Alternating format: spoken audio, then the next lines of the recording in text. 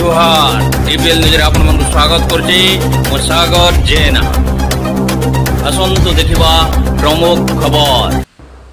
बिनका थाना अधिकारी बड़ सफलता 3 दिन भितर 4 क्विंटाल अधिक गंजेई जबत।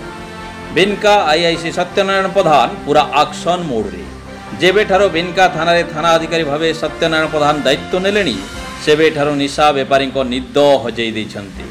बेसिक गंजेई माफिया मुंड व्यथा बढ़ी जाइछि। 2 दिन तले गोटे गंजेई गाड़ी जबत होइतिला। पाखापाखि 3 क्विंटाल 35 केजी गंजेई थिला।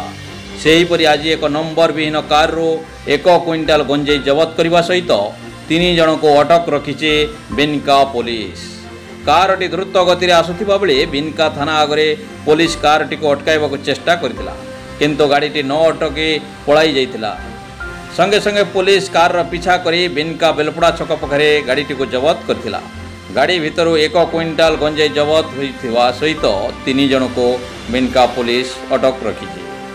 वर्तमान सुवर्णपुर जिले में ऑपरेशन प्रहार चली। निशा बेपारी को साबाड़ करने यही ऑपरेशन प्रहार आरंभ होइछि।